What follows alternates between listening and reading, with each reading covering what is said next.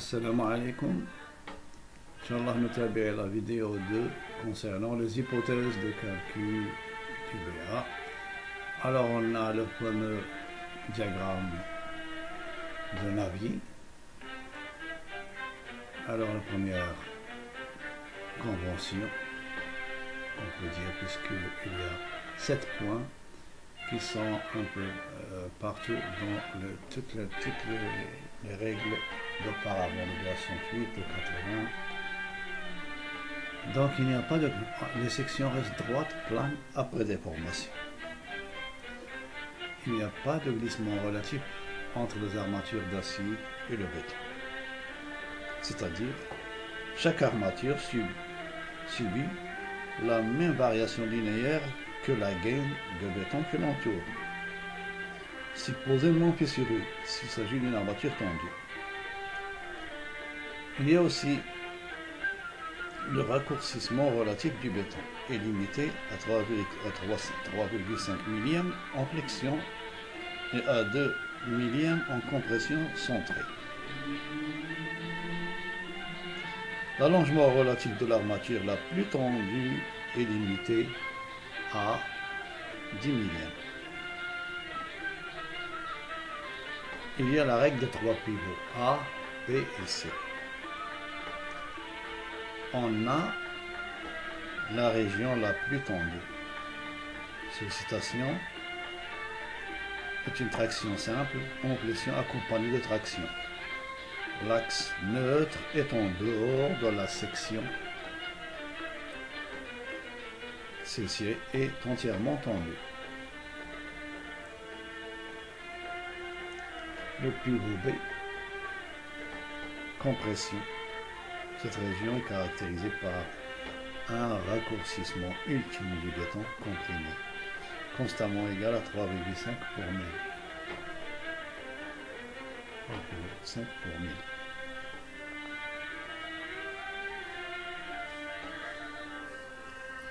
Donc il y a la contrainte du béton, généralement s'il est prêt à l'emploi, en principe c'est déjà déterminé. Sinon, on applique les formules connues usuelles et on arrive en fin de compte à une contrainte admissible du béton à 120 bars. Même quelquefois à 150 pour des ouvrages strictement contrôlés. Le laboratoire définit les résistances et paramètres essentiels du béton. Le diagramme contrainte déformation de l'acier qui est un matériau homogène et donc de nuances connues. En principe, le constructeur donne les nuances qu'il peut utiliser. Mais toujours est-il que par prudence, il faut faire travailler le matériau en deçà de sa limite élastique. Ce qui fait les teintes de coefficients qui existent là, c'est-à-dire on divise le FE sur 1,5, 1,15 comme ça. Donc et le teinter de quelques coefficients pour aboutir presque aux 3/4 de la contrainte élastique.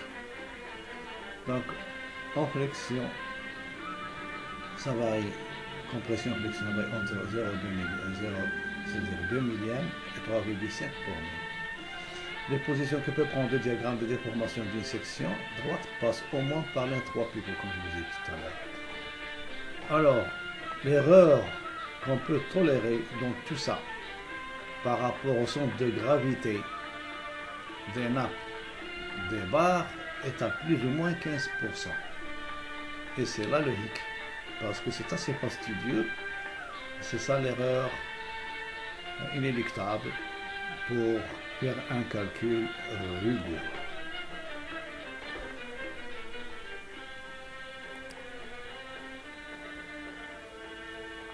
Deux considérations menant du simple au triple la section des aciers dans la poutre. Et donc la section dans l'ouvrage, soit considérer l'encastrement des appuis, soit considérer les appuis libres, comme la vidéo 1, on a cité cet exemple. Et la RDM montre très bien que c'est fastidieux de passer du simple au triple. On rappelle que dans le bâtiment, son usage habitat ou autre, c'est-à-dire vraiment spécifier sa destination. Il y a aussi la trame structurelle du plan, convenance, sinon revoir avec l'architecte. Et la géométrie des poutres et poteaux, équivalence des inerties et raideur. Pourquoi? Parce que les inerties, s'ils sont presque équivalents, ça permet le travail de toute la structure qui se répartit sur toutes les barres et les barres, sur toutes les barres et poteaux. Le point très important relatif aux données géotechniques. L'assise du bâtiment caractéristique du terrain. C'est très important. L'environnement du bâtiment. L'influence de la mitoyenneté, qui est source de risque de l'effet domino, c'est-à-dire une construction mitoyenne qui n'est pas en équilibre peut s'appuyer sur une construction en équilibre et compromettre sa stabilité.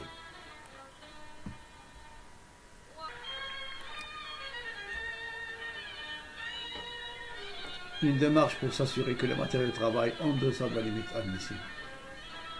La contrainte admissible, surtout pour éviter les extravagances des bâtiments. En réalité, la hauteur de la poutre se situe entre L sur 8 et L sur 10. À même des cas, on arrive à fixer H, L sur 15 pour d'autres considérations. Mais ça va au détriment de l'acier, c'est-à-dire il faut augmenter un peu l'acier pour un tel travail. Le plan du bâtiment est fourni par l'architecte, donc des sections des poutres connues. Les charges permanentes et d'exploitation des bâtiments, suivant leurs usages, sont définies par le norme marocain ou AFNOR ou autres. Jusque-là, il n'y a rien d'ambigu. Donc, les bâtiments à usage d'habitation courant, ils se ressemblent. Les caractéristiques du béton pour béton armé sont alignées couramment avec le B2, quelquefois le B1, rarement, mais, et de dosage 350 kg à 400, ça dépend des cas, ou similaire, et donc qui aboutit en général à une contrainte qui va de 20 mégapascal à 25, c'est-à-dire 200 bars à 250 bars. Mais admissible, ça c'est la contrainte du béton, mais la contrainte admissible est de l'ordre de 120, c'est-à-dire de 120 bars, ou bien 12 mégapascal, 12 à 15. La nuance de l'acier est consignée par le constructeur. On a dit tout à l'heure, la nature des charges trop souvent est uniformément répartie au mode appui ou encastré, pour continuer en méthode forfaitaire ou autre. Rappelons-le quand même les données fondamentales sur lesquelles repose le BA. Alors on a quel type d'appui? La poutre, la longueur, les sections, les charges nord et ab-nord, le béton B2 ou B1, la nuance des aciers et le point noir en pathologie n'est autre que l'assise du bâtiment et donc fondation géotechnique. Alors, explication sur une poutre. Les fibres les plus tendues se situent à l'extrémité. Donc les barres, ils évitent la formation de fissuration. Par contre, la partie haute au-dessus de l'axe neutre, c'est le pivot où les sections passent du tendu à, c'est-à-dire du tendu au comprimé. On appelle ça l'axe neutre. Alors, ou bien, c'est une poutre à section libre. C'est à éviter parce qu'il y a perte et surdimensionnement des aciers entravés. Donc, en récapitulant, le pivot à traction simple composé avec l'état limite atteint dans l'acier, pivot V, flexion en état ultime atteint dans le béton, pivot C, compression simple ou composée. Incroyable Incroyable de croire au sous-dimensionnement du BA en bâtiment pour croire à une cause de l'effondrement. Justement, parce qu'en principe, on ne peut pas faire d'erreur. C'est-à-dire, même un profane en béton armé, en principe, s'il suit les règles scrupuleusement, il n'y aura pas d'impact négatif sur le calcul et le dimensionnement. La plupart des choses qu'on peut dire, d'après l'expérience de plusieurs années, l'absence de l'étude géotechnique mène en ruine du bâtiment. Il y a aussi le coffrage, le mauvais calage et le mauvais décoffrage qu'on ne laisse pas le temps qu'il faut, c'est-à-dire les 28 jours pour que le béton fait une bonne prise. Donc le coffrage, le décoffrage et la géotechnique du sol constituent la cause majeure de ces effondrements qu'on a entendus. Des bâtiments d'utilité publique, on a vu, des bâtiments d'utilité publique tels que maisons de jeunes, construits sur des terrains de nature alluvionnaire. Un terrain pulvérineux non consistant, de très faible consistance. Résultat, un bâtiment très fissuré, menacé d'érouler.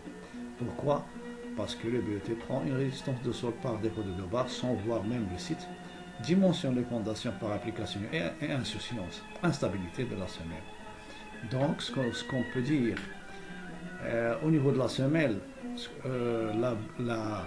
la bulle de pression, ou on appelle aussi l'oignon, c'est-à-dire la bulle de pression, avec un terrain qui n'est pas consistant, donc ça peut provoquer des déformations.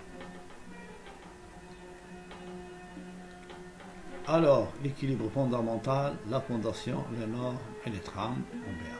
Les éléments vitaux, rappelons-le, fondation.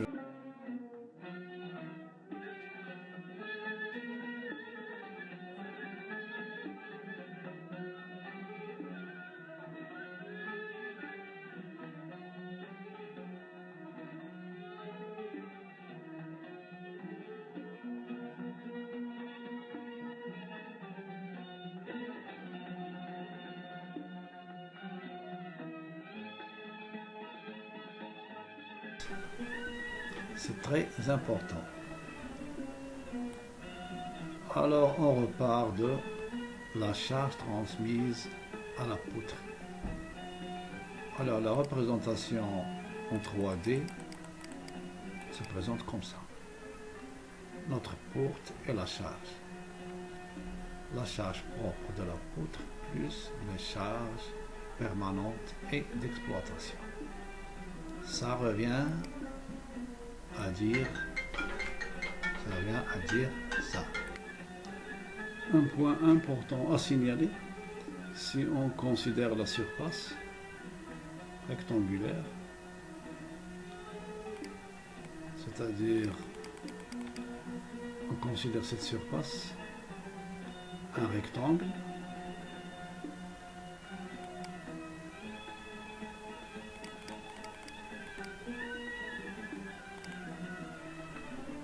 ça devient 15 mètres, 3 mètres fois 5, 3 fois 5, 15. Alors qu'avec deux trapèzes adossés, on a 10 et demi, 10 mètres carrés et demi, 10,5. Donc, une augmentation de 42,8%. C'est-à-dire la zone d'influence rectangle supérieur à deux trapèzes de plus de 42,8%. Donc tout compte fait. On applique la formule pour les deux trapèzes adossés et on a la charge unitaire par mètre linéaire et on applique entravé avec appui encastré, moment entravé avec appui libre. Et on remarque qu'on a 3 fois le moment. Et donc 3 fois la surface des aciers. Donc alors ici, tout d'abord aller à préférence, changer les unités, de préférence le décanotant parce qu'il est analogue au kilo. Donc le kilo, tout le monde sait ce que c'est que le kilo, donc on s'aperçoit que c'est une perception naturelle du kilogramme.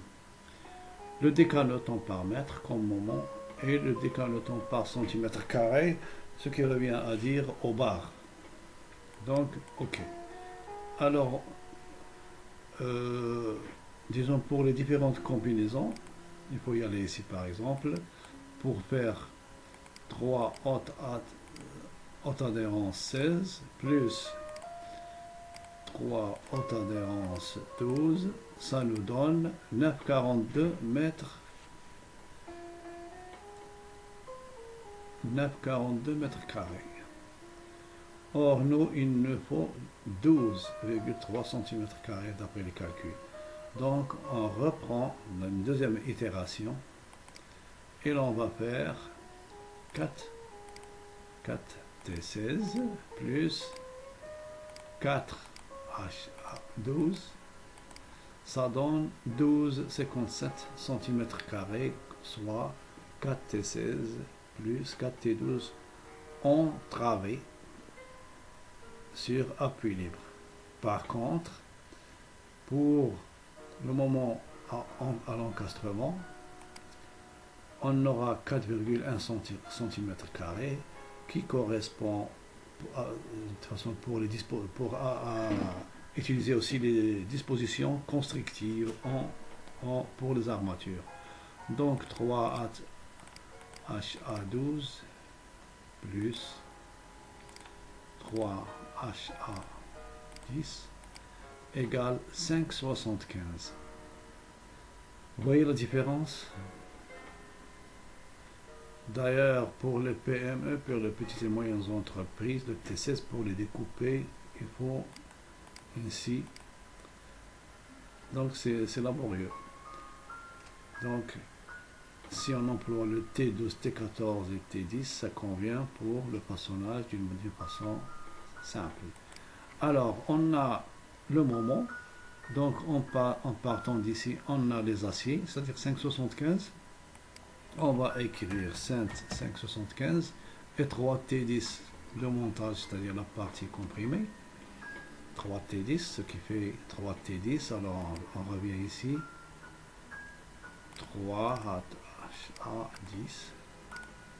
Donc 2,36. 2,36. 2,36. Bon, voilà. Le 25, 45, l'enrobage et tout, et on calcule. Voilà, on a comme moment ultime 9000 au lieu de 3000. Vous voyez? C'est-à-dire le moment résistant est plus grand que le moment de calcul. Donc c'est une bonne chose. Alors pour vérifier les contraintes, on va là et on introduit le moment, c'est-à-dire 3660. Alors pour soyons sécuritaires, on va dire 4000. Et on a les aciers 5,8 et 2,4, c'est déjà mémorisé. Et on calcule les contraintes. Bien, donc voilà les contraintes. La contrainte béton comprimé 55 bars. L'acier comprimé 6,38 bars. Et l'acier tendu 1016. Très bien, ça travaille merveilleusement bien. Et c'est une bonne chose. Et c'est économique. Voilà. Alors, pour vérifier la déflexion, autrement dit, c'est la flèche. Donc, on introduit le moment, disons 4000, même à 5000, et observons ce que ça donne comme flèche. Voilà, 4,4, très inférieur à 10 mm, soit L0, c'est-à-dire 5 sur 500. C'était 5000 sur 500 en millimètres. 5000 sur 500, ça donne 10 mm comme limite tolérée de la flèche. Voilà. Donc j'espère que aussi, je voudrais signaler que pour c'est-à-dire la continuité au niveau de l'encastrement, il faut des barres de couture, des barres pour pour affiner la structure, et ce sont des dispositions constructives pour assurer la continuité et le plus ou moins parfait de l'encastrement. Donc voilà. Donc alors le calcul usuel c'est pour vérifier. Donc les aciers, c'est le moment sur le bras de levier fois la contrainte. Et Z, le bras de levier, c'est 7/8 de H, c'est-à-dire la hauteur moins l'enrobage pour avoir les aciers en première approche. Voilà, on revient. Donc voilà, on a balayé un petit peu l'essentiel. Et là, c'est une réglette qui permet aussi par la suite de donner la densité de la poutre.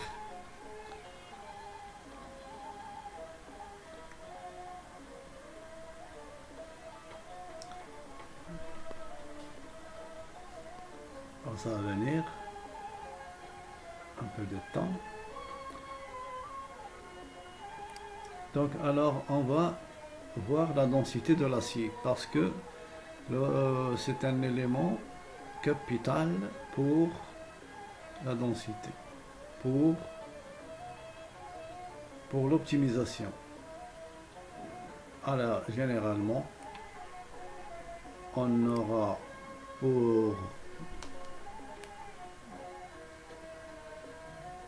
alors 0,70%, densité minimum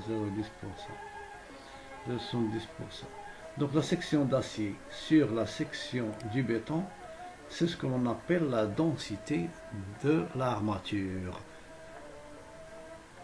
Voilà, on a fait un balayage de tout ce qu'il y a lieu de voir.